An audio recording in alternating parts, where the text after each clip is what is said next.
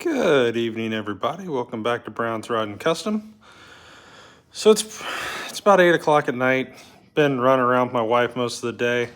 Wanted to give you guys a video. My editor, Lizzie, is she's off doing something tonight, so I'm posting this video off my phone, so I apologize for not having the intro and all of that on this one. But still wanted to get you guys some content because a lot of things happened today, especially on the Apache. Big Ron, when I left today at around 11:30, he was making this patch right here. And if you guys remember, that was a gigantic hole, just rotted off here. And he made this patch, got it in, got it welded up, looks like mostly ground down, made a patch here. I mean, none of that existed. And when you step back from it and look at it, really brings it all together. So when we do all the body work and everything, that'll come right together and you won't see any of it. Looks like you also ground down a lot of this, just really cleaning this up. We were talking as well today about getting a firewall mounted power brake booster, master cylinder, dual master cylinder power brake booster, and the pedal assembly, brake pedal assembly for one of these. And I did find a company that does it, that has it. I want to say it's POL or something like that, but they have it. So kind of cool. I don't know that much happened in here, but you guys can still see we've been getting everything welded up.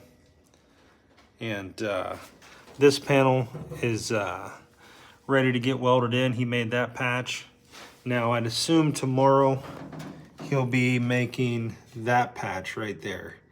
That'll be the inside version of that. So I'm sure we'll be dealing with that tomorrow. And we got a little rot back in here.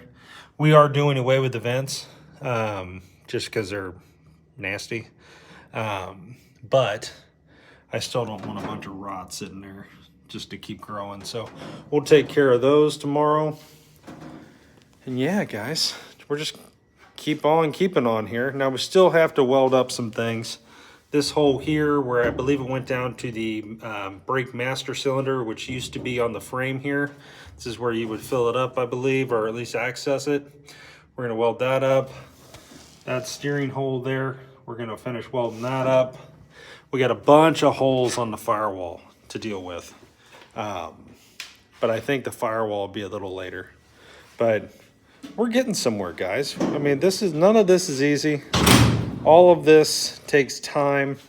You know, buying the patch panels has been a godsend to actually be able to get them. Like everything black you see on here we have bought. But my dad is a hell of a metal fabricator when he wants to be, and is pretty good at this. And he's a body man to boot, so he knows what he needs to be doing. And I tell you, it's incredible to see some of the stuff that he comes up with. I mean, you should have seen, like, the Chrysler had a bunch of holes in it. He made, you couldn't buy a single patch panel for the Chrysler 300. He made them all. Made them. My Dutchman on the back, my Dutchman panel was completely gone. Did not exist. He made it. He just made it. I mean, and we don't exactly have the things here to make it. He used rudimentary tools to, what you see in this garage to make it, which is incredible. So hats off to Big Ron. Man, I love that guy. He's fucking amazing. I've learned so much from him. And just how to get out of my comfort zone, right? Like, you look at something, you go, I don't know if I want to deal with this. And then sometimes the best thing you can do is to just run right at it, you know? Anyway, so that's what's happening on the Apache right now. I did work on the Project Miata. I got the hub and all of this painted today. So that's the driver's side hub, spindle, and backing plate. This is the lower control arm, all painted up, ready to go. And this is the upper control arm all painted up, ready to go. So all I have left is on this one, I need to bolt the tie rod in, which takes about a minute.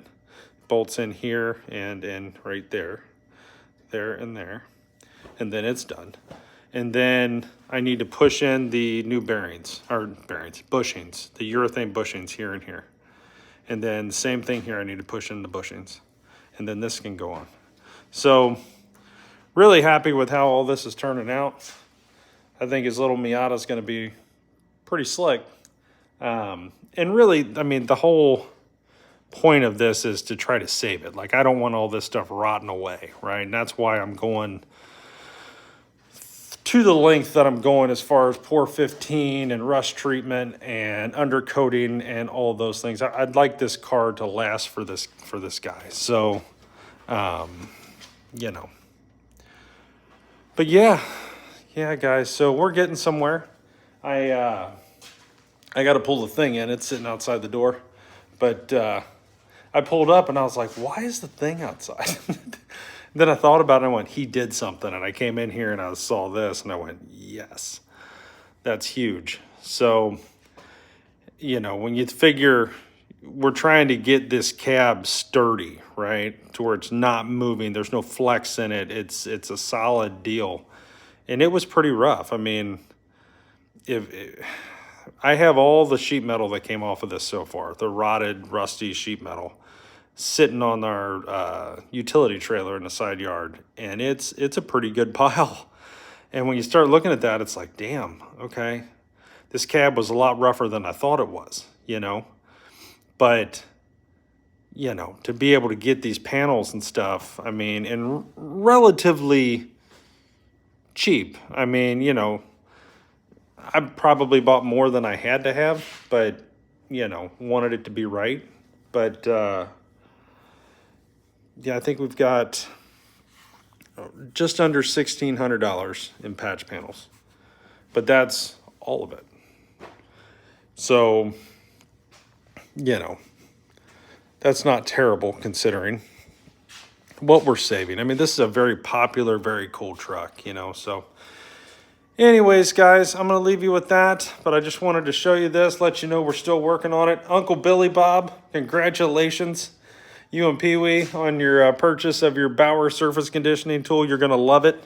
Remember, put it on the highest speed settings, setting number 6. I'll show you that right here. Uncle Billy Bob, right there, okay? Put it on 6, okay? If you go lower, I mean, it'll do it. It's just going to take you forever. But put it on 6 and use the black drum. I think it's 40 grit.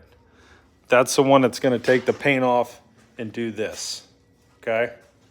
And I'm pretty sure the drums for that are 4x4. And you can get them off of Amazon in like a 6-pack for like $60. And a 6-pack should do 2 cars. Maybe. Yeah. I did this with a couple, I think I used 3 half drums or almost completely gone drums that I had laying around is what I was able to do all this with. So, because I wasn't able to find a new drum until the other day. So, hope you have fun with that. Billy Bob, Uncle Billy Bob, send me a video of that thing once you start, of your thing, once you start stripping it down. I'd love to see it. Anyway, guys, thanks for watching Brown's Riding Custom. We are hard at work. We're all over this thing now, and we got all the low-hanging fruit out of the way, so now you're going to see a lot more Apache content, and we're still on track. The goal is to have this body and primer by the first week of February, and I think we're looking really good for that. So stay tuned, guys, and thanks for watching. Please like and subscribe to the channel.